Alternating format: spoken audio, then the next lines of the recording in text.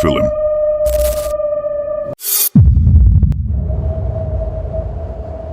In ancient times, when humanity began to multiply throughout the world and nature grew, the firstborn daughters of ineffable light emerged. Everything revolved in perfect harmony, everything was perfect in the Creator. But in the depths of darkness, a mysterious, dark whisper submerged. It was the first hint of rebellion. Shemyaza, the most resplendent leader of the Watchers, guarded the gates of Eden.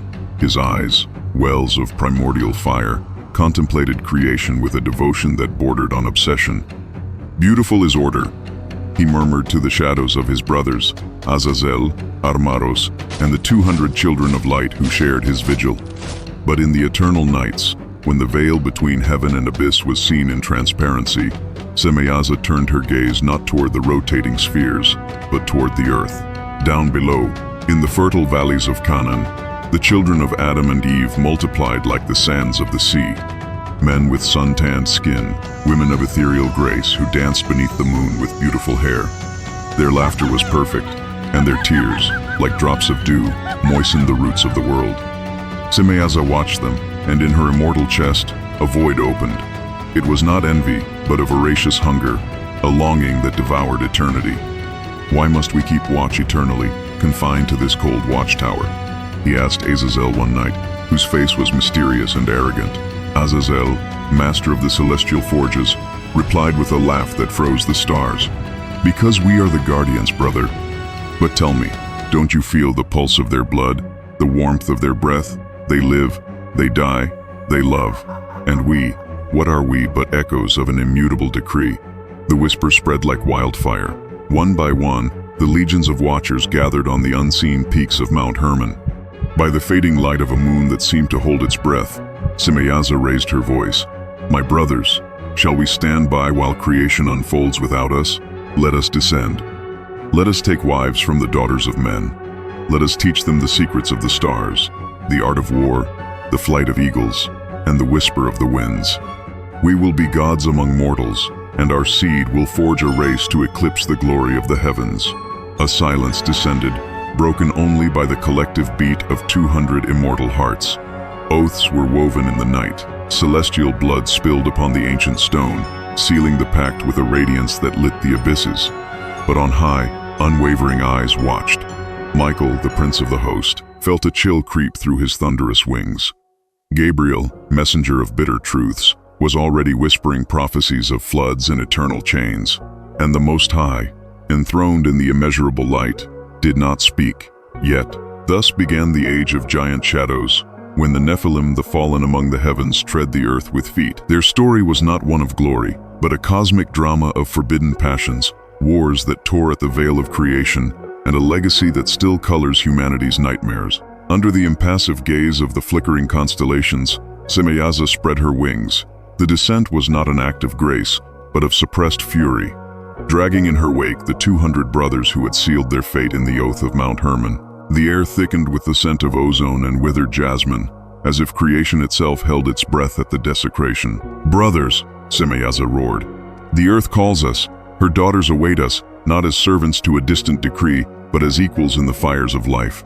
Do we not feel the beat of their hearts, the whisper of their dreams? Let us descend and forge a legacy the heavens will envy."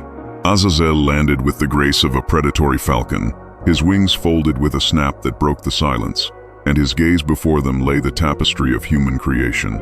Rivers snaking around crowned hills and, in the distance, the first bonfires of humble villages, where ethereal figures moved like dancing shadows. "We will, Shemyaza. But remember, this ground is dust and oblivion. Our feet will stain it, and the Most High, oh, he will watch from his throne of unwavering light." There was no time for doubt.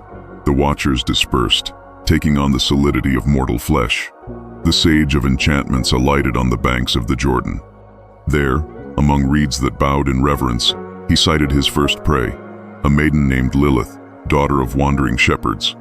She gathered herbs at dawn, oblivious to the looming cataclysm. "Woman of the earth," Armaros exclaimed, emerging from the mist like a pagan god. Lilith straightened, the wicker basket falling from her trembling hands. "Who are you, being of light and shadow?" she stammered, her heart pounding. I trembled in panic and fascination. Armaros approached, his presence a magnet that drew the very soul. I am the one who brings the secrets of the heavens.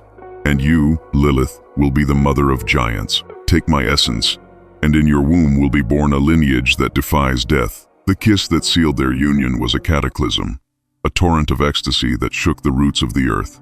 In that instant, the veil between worlds tore a little further. Lilith, surrendered to the spell, did not see the cracks that opened in the firmament, nor did she hear the distant howl of the guardian seraphim. She only felt the divine pulse invading her, a fire that promised immortality and ruin. Meanwhile, in the craggy heights of the Bashan Mountains, Shemyaza sought her own conquest. His footsteps echoed, and after a long time, in a village perched on a cliff, he found Tamar, the most beautiful of the daughters of Set, whose grace was legendary. Tamar was weaving tapestries beneath an ancient oak tree. When Shemyaza appeared, the air charged with static electricity. The oak's leaves turned toward him, as if the tree itself recognized him. "Daughter of the dust, rise," Shemyaza commanded, her silhouette silhouetted against the setting sun, wings folded but thrumming with suppressed power. Tamar looked up, and in her eyes, "Are you a dream of the ancients, or a messenger of the gods my people curse in whispers?" Shemyaza laughed. "I am both, and neither. I am Shemyaza, Lord of the Watchers, and I come to offer you what no mortal shall dream: the knowledge of the stars, the mastery of iron and stone, the secret of storms. In exchange, you give me your loyalty and your inner fire." Tamar stood up. "The gods of my lineage abandoned us behind the garden. If you are such a one, show me your worth. Teach me to bend thunder, and I will give you a seed that will germinate into titans." The pact was forged in the twilight gloom, an embrace that fused the ethereal with the earthly, a warning from the Almighty, ignored in the frenzy of desire. But not all descents were seamless. On the plains of Sodom, not yet corrupted by the future sulfur, Kokabeel, the astrologer of the fallen legions, encountered the resistance of a warrior clan. The clan's leader, a red-haired woman named Naamah, confronted him with a raised spear. "Trespasser from on high, do you come to enslave us with your celestial lies?" Kokabeel, whose wisdom spanned the course of the planets, felt for the first time the sting of mortal doubt. "I do not enslave but elevate. Look, I will show you the dance of the suns, the cycle of the moons. I will teach your children to navigate the stars like ships at sea." Naamah hesitated, the spear trembling in her grip. The warriors behind her murmured, torn between fear and greed for the promised power. "If you lie, my blade will drink your false light." Their union was less an ecstasy than a storm, souls entwining in a knot of distrust and longing. From it would be born a double-edged Nephilim, warrior and visionary, cursed by the ambivalence of his blood. As the moons followed one another, the Watchers wove their web of transgressions. In the desert oasis, Barakiel seduced the daughters of Ham with promises of invoked rain. On the shores of the Great Sea, Tamiel revealed the mysteries of alchemy to women. Each union was a rupture in the cosmic order. The earth groaned under the weight of the impossible, crops withered in fertile fields, and animals mutated into grotesque forms, as if creation rejected blasphemous hybridization. Humans, at first enthralled, soon whispered legends. Those who fall from the sky bring gifts and death. Yet in the shadows of their triumph, Shemyaza perceived the cracks. One night, beneath a firmament that seemed more oppressive, she met with Azazel in a cave that smelled of sulfur and prophecies. "I feel a void," the leader confessed, his voice breaking for the first time. "These mortals give us warmth, but their fragility corrodes us. What if the Almighty has already decreed our end?" Azazel, forging a sword of star iron in the embers of his anger, looked up. "Then let the end come with glory, brother. Our children will walk this land as kings, and the heavens will tremble at their shadow." But above, judgment was brewing. Michael, on wings of lightning, circled above the chaos. The rebellion has begun, whose horn of prophecy already vibrated with the lament of the impending flood. The drama of the Nephilim was not only one of births, but a new era. The summit of Mount Hermon rose little by little, under a blanket of clouds that swirled like conspiratorial witnesses. The 200 Watchers gathered at midnight, their radiant forms casting shadows that devoured the stone. The air was cold, fearful, sharp, as if the mountain itself sensed the oath that would stain it forever. Shemyaza, standing in At the center of the natural amphitheater, he raised his arms to the stars. His silhouette, a colossus of fractured light, dominated the darkness. Wings folded like storm cloaks, eyes burning with fire. "Brothers in eternity," he proclaimed, "we have beheld the ephemeral glory of earth. Her daughters, flames in the darkness of dust. Her sons, clay ready for the divine mold. But will we descend like thieves in the night, or like sovereigns claiming their inheritance?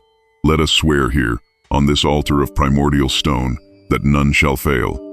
Our seed shall forge our children, and we shall call them Nephilim, who eclipse the cherubim and the Most High. May he contemplate his error." A murmur rose from Azazel's right hand. He clenched his fist. "The oath will bind us, Shemyaza. But what if the chains of heaven reach us? I have seen in the forges of the abyss visions of Michael, his sword drinking our essence. The visions are echoes of fear, brother. Our secrets, the flight of eagles, the whisper of the winds will arm mortals against their masters. The pact will make us invincible." The ceremony began with a soul-chilling ritual. Each watcher drew a drop of his immortal blood, Shemyaza being the first. With a finger, he slit his forearm, and the fluid gushed out, carving a furrow in the stone that hissed like living flesh. "For the daughters of men, I swear eternal loyalty," he intoned, and the echo reverberated through the valleys. One by one, the brothers followed. Kokabiel traced constellations with their blood, prophesying empires under their signs. Barakiel summoned lightning that licked the summit, sealing his vow with thunder that split distant oaks. But in the shadows of the circle, betrayal beat like a hidden heart. Penemue, the scribe of the arcana, a being of ethereal quills and scrolls, hesitated. His eyes, pools of primordial ink, strayed toward the horizon, where the radiance of the pure heavens still shone, a reminder of lost grace. "This is not elevation, Shemyaza," he murmured to Tamiel, his confidant. "It is desecration. Humans will worship us as gods, but what will we be? Slaves to our own hubris, devoured by the flesh we crave." Tamiel, master of hidden visions, silenced him with a sharp stare. "Silence, or the oath will consume you. Think of the power, to teach them to decipher dreams, to bend shadows. We will be the architects of a new order." The climax came when all the Echors united in a central pool, a lake of liquid gold that bubbled with fleeting visions. Births of mountain-sundering titans, Shemyaza plunged her sword. Oath sealed. None will desert, none will betray. The Nephilim will reign, and the heavens will weep. The silence exploded in a roar that shook the earth. Rivers overflowed onto distant plains, and in the villages, pregnant women dreamed of blazing-eyed children. But in that collective moment, Penemue felt the first tug of the invisible chain. As the brothers descended en masse, Azazel, sensing the fissure, confronted Shemyaza in the descending mist. "There is a wolf among us. Leave him alone. The oath will bind him, or break it.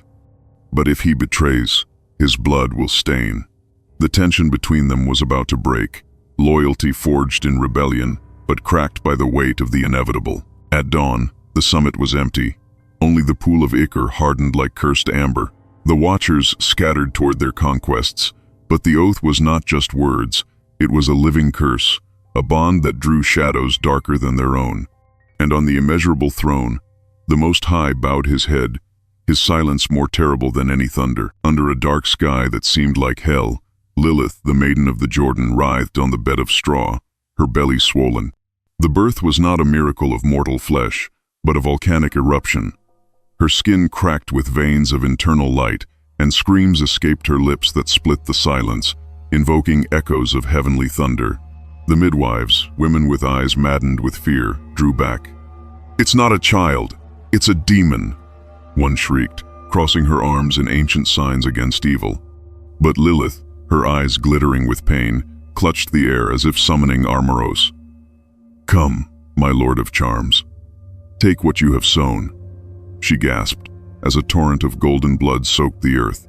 The fetus throbbed not like a human heartbeat, but like trapped lightning, and when a giant more than 3 meters tall emerged, with scaly skin and fiery eyes, the air was thick with a stench of ozone and rotten jasmine. They named him Og, the first of the Nephilim, a hybrid whose initial laugh was a tent-shattering roar, and whose tiny hand, as it closed, shattered a clay bowl. High in Bashan, beneath the split oak, Tamar faced her own abyss. Shemyaza, she watched by his side, her immortal form reduced to a protective shadow, wings folded so as not to overshadow the agony. The birth of her son was a cosmic duel. Tamar's womb nearly exploded as if the earth rejected the intrusion, the cloudless sky lashing the hill with vengeful fury. "Feel the power I have given you, my love," Shemyaza roared, her voice a fiery balm that calmed the contractions. But the child, or what emerged, did not cry. Instead, it stretched out arms that were already very long and fixed its father with a silent challenge. "You are mine, but also of the dust," it seemed to say. They christened him Anak, the devourer of shadows, and with his first breath, the oak withered completely, its roots drinking the poisoned sap from the ground. Not all births were solitary spectacles of horror. On the shores of the Great Sea, where the waves crashed like war drums, Naamah bore her son to Kokabeel in the midst of a storm summoned by the father himself. As the Nephilim, a 10-foot giant emerged from his mother's womb with a bellow that scared away the seagulls. "Look, warrior wife, he will navigate the heavens as I read the stars," Kokabeel proclaimed, lifting the infant above his head. But Naamah, exhausted and marked by invisible claws, spat out salty blood. "Your seed burns me like poison, astrologer.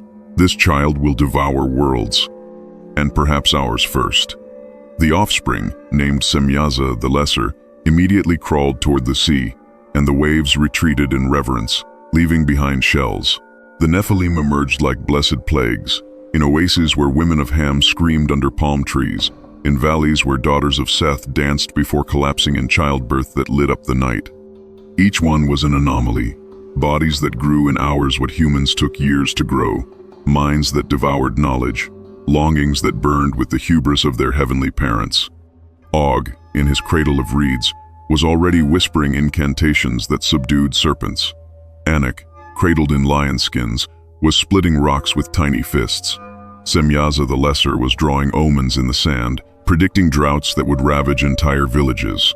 But the drama wasn't just in the flesh. The Watchers, gathered in hidden councils, regarded their offspring with a mixture of pride and foreboding. "They are our glory, but also our chain," Azazel confessed to Shemyaza, Anak. The leader, his face clouded by growing doubt, replied, "They will unite heaven and earth, brother.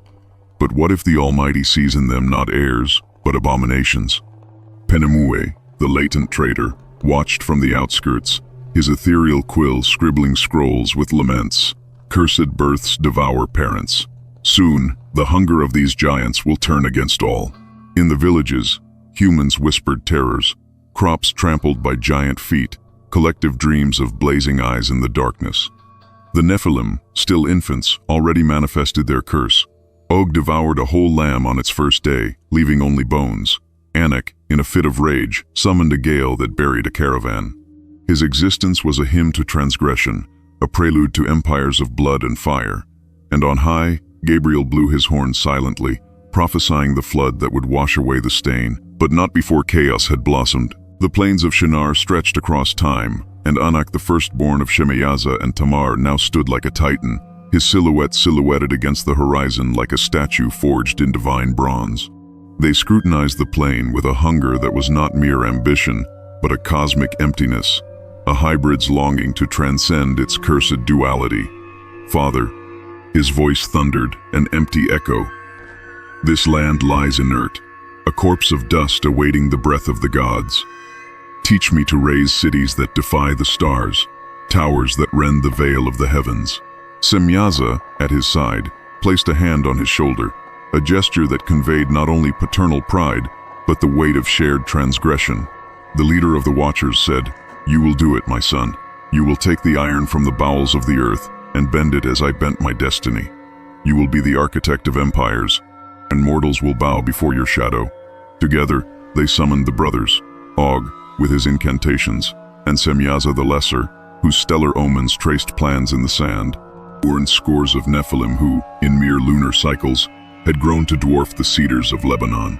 The forging began at dawn, a ritual of fire and will that transformed the plain into a cauldron of ordered chaos. Anak, guided by the hand of Azazel, sank his fists into the exposed ore veins, extracting iron ingots that glittered with veins of captured aether. "See?" Azazel exclaimed, his voice a hammering on invisible anvils. as the metal was smelted in furnaces fueled by invoked lightning. 2. This is not the brittle iron of men, it is the soul of the stars, tempered in rebellion.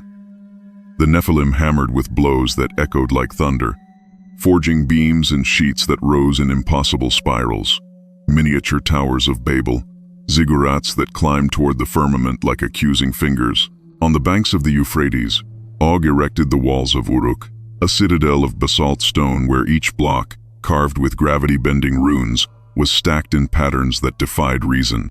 Mortal women still scarred from hybrid births, with eyes that reflected eternal shadows labored under his command.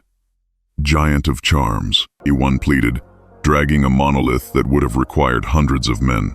Og, with a laugh that shook the foundations, replied, I am not your tyrant, but your liberator.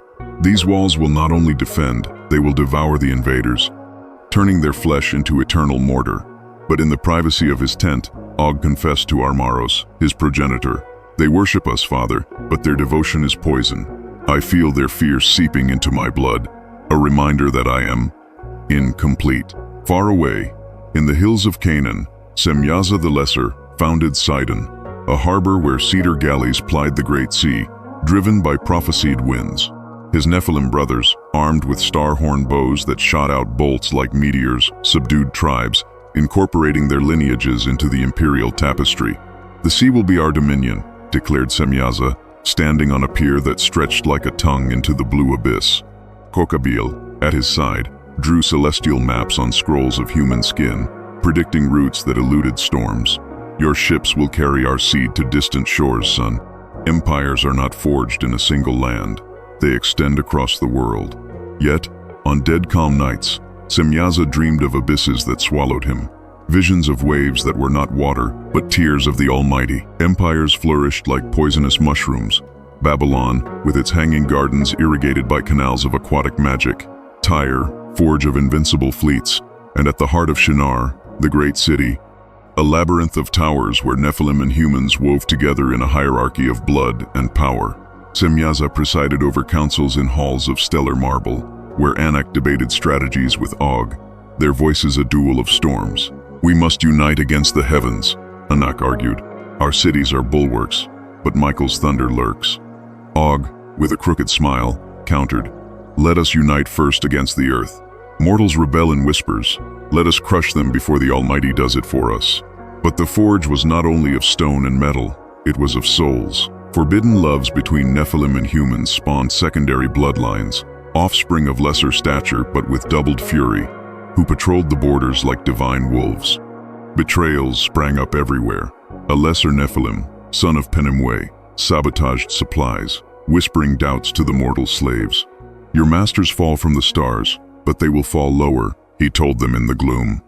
Penemue, from her self-imposed exile in the caves of Hermon, watched with misty eyes. My children forge empires, but the price is ruin. The oath binds us, but redemption calls me.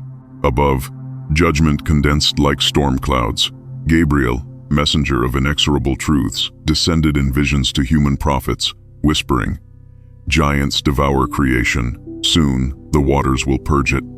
The Watchers, happy with their architectural work, ignored the tremors that shook the foundations.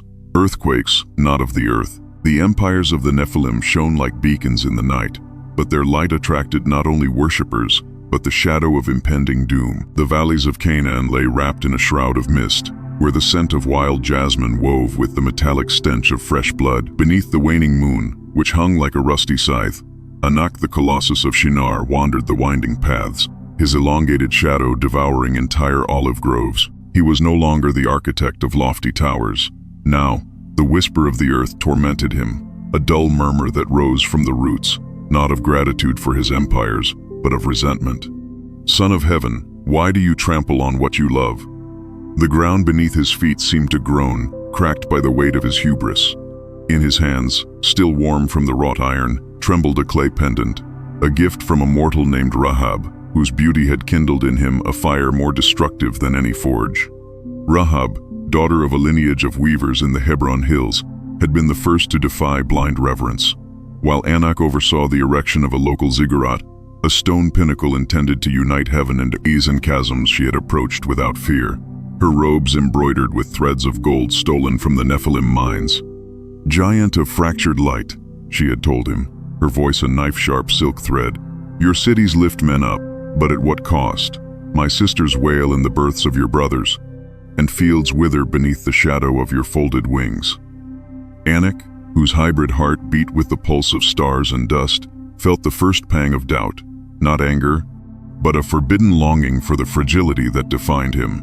"You fear not, woman of clay," he retorted, his breath a gale that lifted her hair like raven's wings. "Come, and I will show you the secrets that bend mountains." Their union was a whirlwind of passion and conflict, bodies colliding in a hidden clearing, where the witnessing olive trees parted in reverence, and the ground was dampened with tears not only of ecstasy, but the whispers were not limited to Anak. On the shores of Sidon, Shemyaza the Lesser, lord of the prophetic fleets, faced a greater schism. His lover, a navigator named Delilah, her eyes salty from past storms, confronted him on the deck of an anchored galley, while summoned winds licked the sails like tongues of fire. "Your omens promise conquests, my love," she accused, her hand clutching a wheel carved with star runes. "But the seas return the bodies of my brothers, drowned in wars they did not choose. Are we allies or prey in your imperial tapestry?" Shemyaza, with veins pulsing with living constellations, drew her to him, but his embrace was a knot of divine envy for her mortality, which allowed her to love without the weight of cursed eternity. "You are my anchor, Delilah," he murmured, his voice broken by the roar of the waves. "Without you, my visions are only empty echoes." Yet in the intimacy of the cabin, where celestial maps unfurled like wings, he confessed to Gabriel in a whispered scroll, "She binds me to this earth, Father, but her fragility fuels my fury. Should I raise her to my height, or devour her to silence the emptiness?" Og, the enchanter of Moab, found his own abysses in the parched oasis. His consort, a nomadic prophetess named Zipporah, whose skin was scarred by visions that eclipsed him, cursed him in the dunes beneath a sun that burned like judgment. "Your spells bend serpents and winds," she spat, an enchanted scorpion coiling around her ankle like a poisonous jewel. "But they cannot still the clamor of the spirits you awaken. The ancestors of my people howl for the hybrid blood that stains their graves." Og, whose power summoned storms that fertilized deserts, felt the first tremor of vulnerability, a love that was not possession, but surrender. "You see through my illusions, Zipporah," he admitted, dispelling the scorpion with a gesture that brought forth an ephemeral spring. "In you, I find not only flesh, but a mirror of my curse." Their passion blossomed in forbidden rituals, dances beneath moons that bled red, where incantations wove promises of eternity. But the ground responded with tremors, cracks that swallowed offerings like divine warnings. Conflicts wove like poisoned roots. In Nephilim, councils convened in the ruins of an ancient temple, where basalt columns etched with oaths from Mount Hermon stood like petrified fingers. Anak, Shemyaza, and Og debated with voices that pierced the night veil. "Humans envy us," Anak thundered, his fist closing on a map of Canaan that cracked like parchment. "Their whispers sow seeds of rebellion. Rahab speaks of fragile alliances, but I see betrayal in her eyes." Shemyaza, with eyes that reflected turbulent tides, retorted, "It is not envy, brother. It is fear of our light. Delilah sails seas, I prophesy, but her loyalty wavers before the shadows we cast." Og, summoning a wind that stirred the torches, added, "And Zipporah hears voices that my charms do not silence. We are gods among mortals, but her land claims us as trespassers." Shemyaza, the patriarch, presided, his face shadowed by foreboding. "These loves are our chains," he declared, his voice a suppressed thunder that made dry leaves fall like black rain. "Lift them up, but do not lose yourselves in their dust. The Most High watches, and his archangels howl in the ether." Azazel, a weaponsmith now tempering swords with the poison of envy, chimed in with a bitter laugh. "Let them whisper. Our empires will be strengthened by their mingled blood." But Penemue, the dissident, sent hidden missives from his exile. "The whispers of the earth are prophecies. Your loves will breed not only bloodlines, but the wrath that will consume us." In the villages, humans gathered in feverish councils, forging alliances against the giants. Wandering prophets, touched by visions from Gabriel, cried out, "The fallen sow discord. Soon, the heavens will respond with fire." The Nephilim, caught in their impossible passions, ignored the growing tremors, earthquakes not of the crust, but of the wounded heart of creation.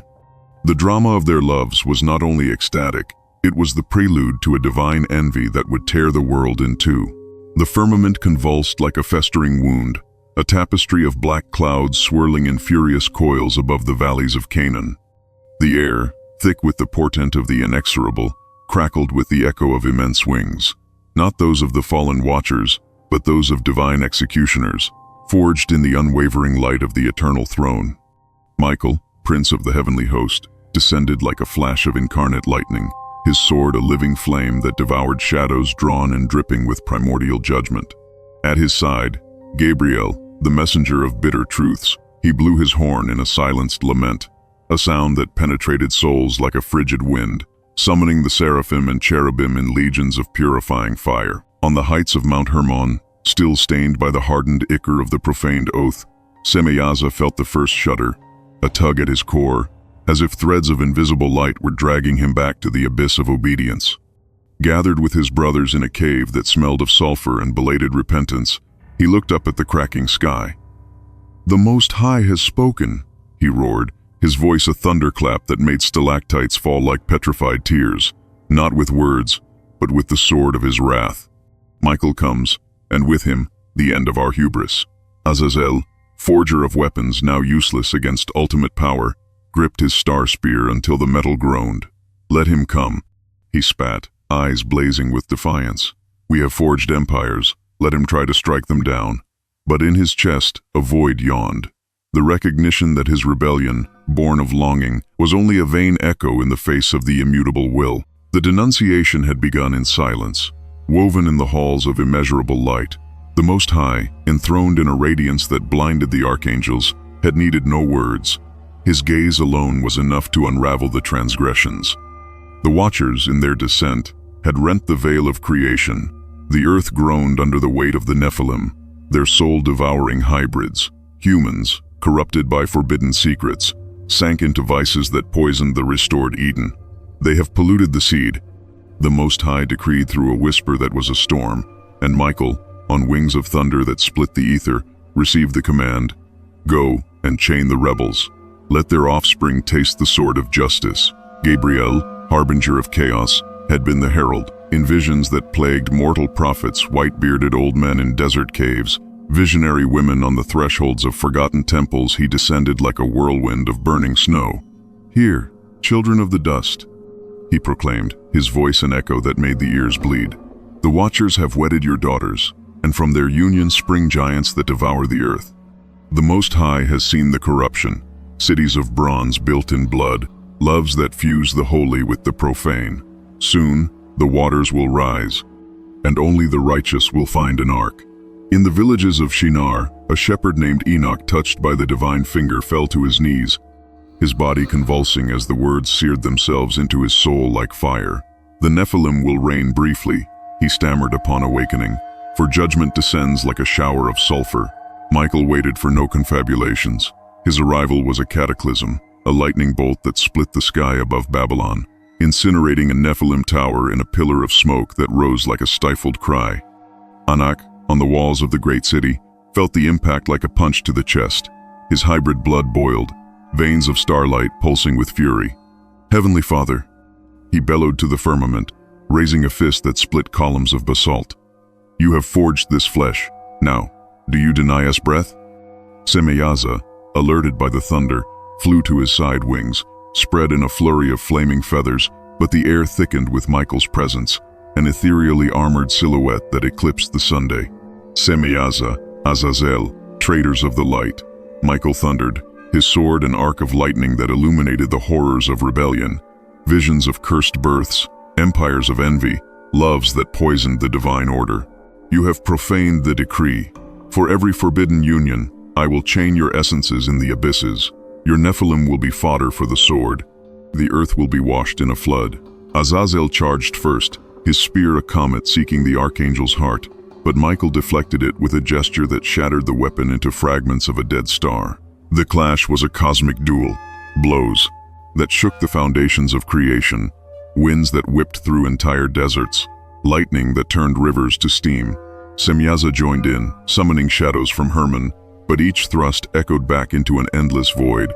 The Nephilim, alerted by the cataclysm, massed in staggering legions, Og with incantations that summoned defensive storms, Shemyaza the Lesser, drawing up desperate omens that predicted only ruin. "Fight, brothers!" roared Anak, his star iron axe raised like a broken scepter. But the seraphim descended in swarms, wings of fire that incinerated the lesser giants, swords that drank the hybrid blood like bitter wine. Rahab, a witness from the walls, screamed Anak's name as a celestial spear grazed him, scorching his divine skin. "Not for your passions, but for ours." She cursed the heavens, but her voice was lost in the roar of battle. Penemue, the dissident, emerged from his exile in the crevices of Hermon, his ethereal form trembling before Michael. "Lord of the host," he pleaded, kneeling in the stained snow. "I carved the secrets into scrolls of warning. Free me from this yoke." Michael looked at him with eyes that were wells of unrelenting mercy. "Your betrayal is confession, scribe. Join the chained, but your pen will testify to justice." With a gesture, chains of light materialized, enveloping Penemue in a cocoon of cleansing fire, dragging him down into the abysses where the Watchers awaited their turn. The wrath of the heavens was not just battle. It was a cosmic lament. Gabriel, from on high, prophesied to the righteous humans. "Noah, son of Seth, prepare the ark. The waters will rise to purge the stain." Enoch, ascended in a fiery chariot, recorded the judgment on ethereal tablets. The Watchers, wounded and gasping, retreated to the caves of Mount Hermon, their oath now a mocking echo. "We have awakened the dragon," murmured Shemyaza, golden blood dripping from her wounded wing. "But our children, they will carry the torch." The sky, indifferent, responded with unceasing thunder, a prelude to greater wars and a flood that would drown empires in divine tears. The valley of Siddim was transformed into a crucible of agony, a natural amphitheater where the parched earth cracked under the weight of colliding legions. The midday sun blazed like a vengeful eye, casting elongated shadows that danced like specters of the slain. Anak, a colossus wounded by the touch of Michael's sword, stood at the vanguard of the Nephilim, his star iron axe dripping with golden ichor and interlaced human blood. "By the oath of Hermon," he bellowed, his voice an earthquake that rolled pebbles like an avalanche. Before him, the hosts of heaven descended in waves of relentless light. Seraphim with wings of flame that incinerated the air, cherubim armed with bows that launched shafts of eternal thunder. Michael, at the center of the formation, his ethereal armor blazing like a miniature sun, raised his sword in an arc that cleaved the sky. "Rebels, taste the edge of justice," he retorted, and the first clash was a cataclysm that rent the veil of creation. Azazel, master of forges, led the left flank, his legion of Nephilim armed with spears tempered in the fire of fallen stars. "Forge their ruin as we forge bronze," he shouted, as his offspring, a giant with muscles like cedar roots, charged a squadron of cherubs. The impact was a burst of primordial sparks. The Nephilim spear pierced a cherub's wing, spilling luminous essence that hissed as it hit the ground. But the aftershock was a lightning bolt that split the cherub in two, its hybrid body convulsing in a pool of blood that steamed like a desecrated offering. Azazel roared in fury, summoning a gale of metallic shards that lashed at the celestials like a storm of daggers, felling 3 seraphim in a whirlwind of scorched feathers. But Michael, with a single blow of his sword, dispelled the lethal mist, his presence a wall of light that made even the most daring retreat. "Your forging is in vain before the eternal fire," he declared, and Azazel felt the first hint of terror, not from death, but from the certainty that his rebellion was fraying like thread on the divine loom. On the right flank, Og the enchanter wove his web of forbidden spells, a tapestry of shadows that rose like living walls. "Serpents of the abyss, answer my call," he intoned, and colossal vipers sprang from the ground, scales forged from enchanted obsidian, coiling around the lesser angels, injecting venom that dissolved their light into corrosive mist. Shemyaza the Younger, at his side, was drawing omens in the air with blood from his starry veins, predicting breaches in the celestial lines. "There, brothers. The veil is thinning," he noted, and a cohort. The Nephilim charged, axes and maces shattering wings and armor in a frenzy of flesh and ether. Delilah, the mortal navigator elevated to warrior by Shemyaza's embrace, fought in her shadow, her deadly spear guided by prophetic visions, piercing a seraph who cried out a lament that froze the valley. But Gabriel, descending like a whirlwind of burning snow, blew his horn in a chord that undid Og's charms. The serpents dissipated into smoke, and a primordial sound wave hurled the Nephilim against the rocks, hybrid bones cracking like dry twigs. Shemyaza, at the heart of the fray, engaged Michael in a duel that eclipsed the lesser battles. Their swords, the archangels, a living lightning bolt. The Watchers, a comet forged in hubris, clashed in arcs that lit the valley like successive eclipses. Each thrust was an exchange of essences. Michael's pure light seared Shemyaza's flesh, leaving furrows that oozed eternal ichor. The fallen man's rebellious blade grazed the celestial armor, releasing sparks that rained down like a shower of dead stars. "You have profaned order for a whim of the flesh," Michael accused, his voice a thunderclap that made the ears of the mortal witnesses bleed. Shemyaza, panting, with scorched wings dripping with smoke, retorted, "Order has confined you to eternal coldness. We have tasted the fires of life." A final blow from the archangel struck him down, chains of light materializing to encircle his wrists, dragging him toward the abyss of Mount Hermon. But in that instant of falling, Shemyaza invoked one last oath. "My children, do not fall. The blood of heaven will stain this land before the flood drowns us." Betrayals tore through the veil like hidden blades. Penemue, chained but not silenced, whispered from the shadows to a deserting Nephilim, son of a lesser watcher, urged him to turn on his brethren. "The light calls to you. Join Michael, and you will find redemption," he murmured. And the traitor, his eyes clouded with hybrid doubt, plunged his dagger into Og's back in the chaos, the enchanter falling with a gurgle that summoned a short-lived blinding sandstorm. Rahab, witness to the act, charged the deserter, her deadly spear drinking the traitor's blood. But a cherub's shaft cut her down in its fury, her mortal body tumbling to the dust she had loved so dearly. Anak, seeing their fall, unleashed a mountain-splitting roar. For Rahab and for Canaan, his axe swept away a dozen seraphim, luminous bodies bursting into flashes that lit up the valley like an inverted hell. The battlefield was a tapestry of horrors. Shattered Nephilim, their giant forms convulsing in pools of ichor that corroded the earth. Wounded angels, their broken wings lying like feathers of extinguished fire. Humans caught in the whirlwind, their screams a chorus of wails that ascended to the indifferent sky. Zipporah, prophetess of Og, summoned ancestral spirits in a circle of runes, but Gabriel silenced her with a blast from his horn, her form dissipating in echoes of howling wind. Shemyaza the Lesser, prophesying his own doom, led a final charge against the celestial core, but chains of light descended like nets, enveloping dozens in a cocoon of purifying fire. At dusk, as the sun sank below a blood-stained horizon, the Nephilim legions retreated, broken but not annihilated. Michael, his sword still smoking, looked up at the firmament. "Judgment does not end here," he proclaimed, and a distant thunderclap answered, a harbinger of waters brewing in the abysses. Shemyaza, dragged in chains, looked down at his sons with eyes that burned with eternal defiance. The wars of blood and fire were not just battles. They were the climax of a rebellion that, in its death throes, forged cursed legends, echoes that would resonate beyond the impending flood.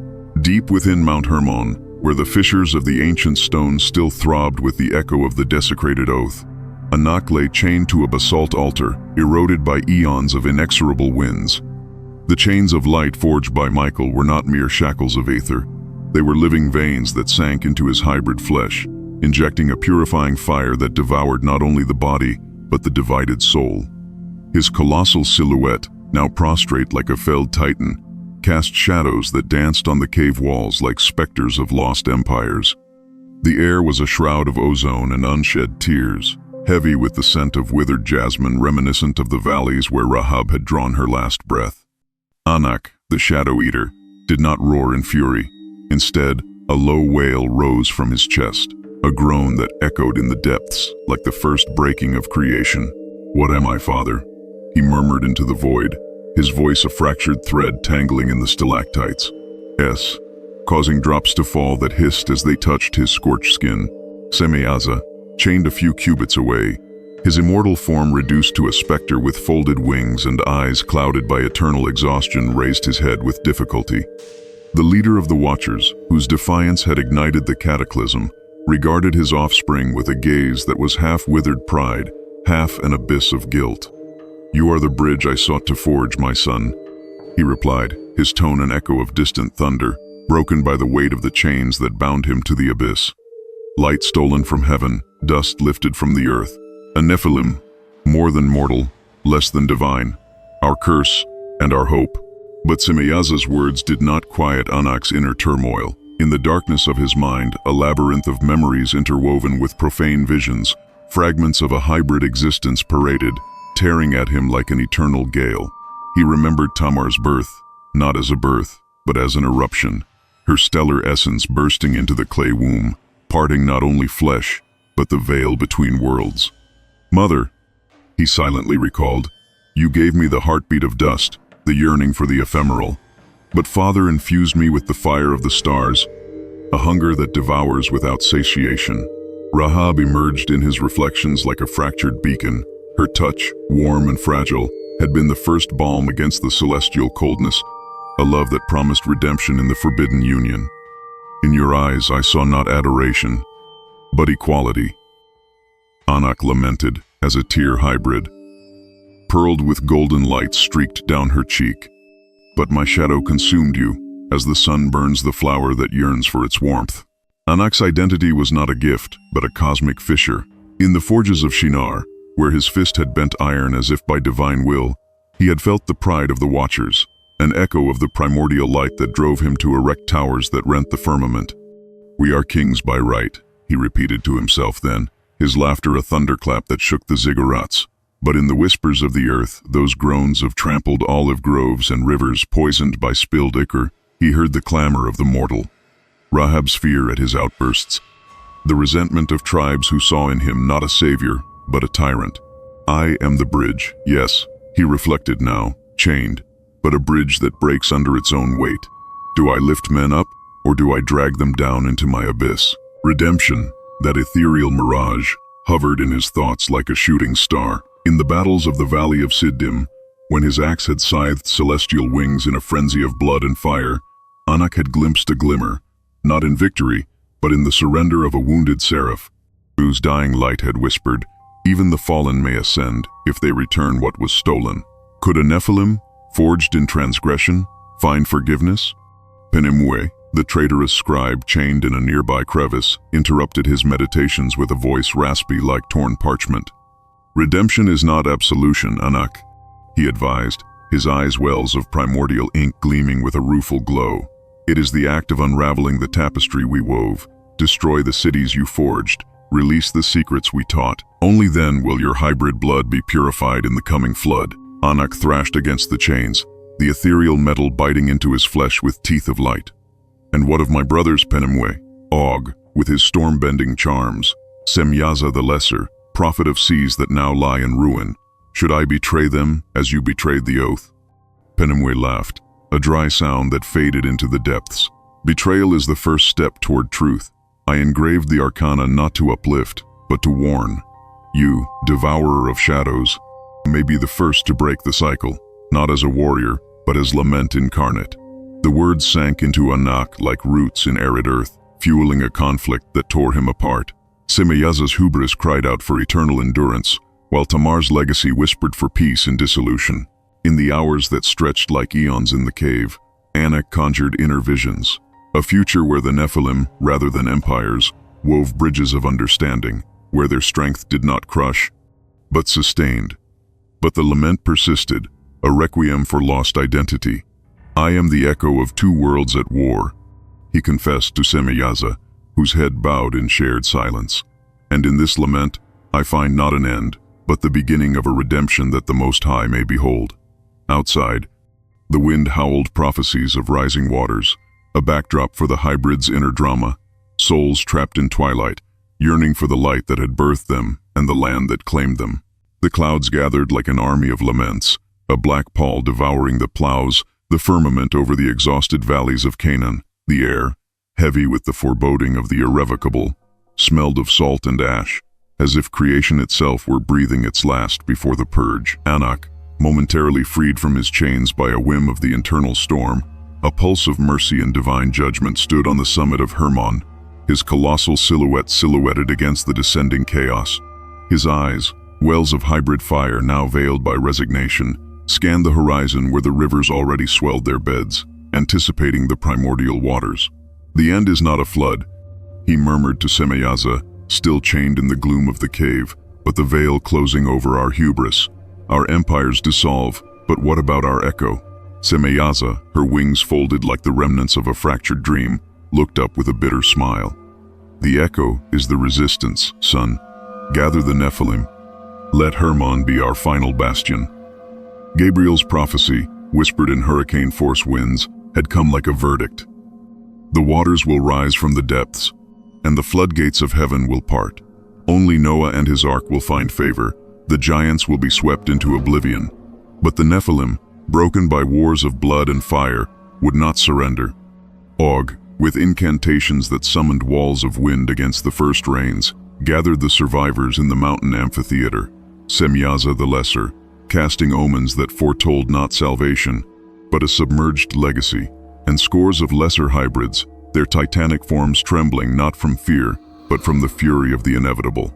The resistance was a desperate requiem. Anak, leading the charge against the watery shadows already licking the slopes, raised his axe in an arc that split ephemeral clouds, summoning lightning bolts that illuminated faces marked by doubt. "For Rahab and profaned loves," he roared, as the waters rose like ravenous tongues, engulfing olive groves and distant cities. Og wove spells that solidified the river into barriers of enchanted ice, but the flood was no mere storm. It was the wrath of the Almighty, a primordial torrent that dissolved hybrid flesh like salt in the sea. Shemyaza the Lesser, prophesying on the crest of a wave, saw visions of a floating ark. "Noah sails over our ruins, but our seed will endure in submerged legends." A seraph descended, not to battle but to observe. Michael, sword in sheath, a silent witness to the collapse. The fissures of Hermon opened like veins, swallowing the Nephilim in swirling foam and darkness. Anak, clinging to an ancient crag, felt the pull of the abyss, not pain, but a tragic release. "Father, the bridge is breaking," he cried to Shemyaza, as the watcher's chains dissolved in the flow. "But in the fracture, we find truth." Shemyaza, swept away by the waters, reached out a final hand. "Carry the lament, son. Let the heavens tremble with it." The flood culminated in a roar that drowned the valleys, a veil of shadows that purged the hybrid taint. On the distant ark, Noah prayed, oblivious to the echoes that lingered beneath the surface, not total annihilation, but a legacy buried deep within. The world rose from the waters like a drowned phoenix, a tapestry of mud and silence where the peaks of Mount Hermon emerged like the bleached bones of a forgotten giant. Under a pale sun struggling to pierce the residual mists, Noah descended from the ark, his feet sinking into the mud that still whispered submerged secrets. The Nephilim had perished in the cataclysm, titanic bodies dissolved in the torrent, hybrid essences swept into eternal abysses, but their shadow lingered, in the mountain's crevices, where hardened ichor pulsed like fossil veins. In the legends Noah's sons would weave around campfires, speaking of giants who defied the heavens. Anak, in one last ethereal breath, her form dissipated, but her wail rising like smoke watched the rebirth from the veil. "We were neither gods nor men," he reflected, his echo reverberating in the winds that swayed the first shoots. "We were the fracture, the longing that tore at order. In the ashes of our empires, find not a curse, but a warning. Hubris devours, but hybrid love ignites stars."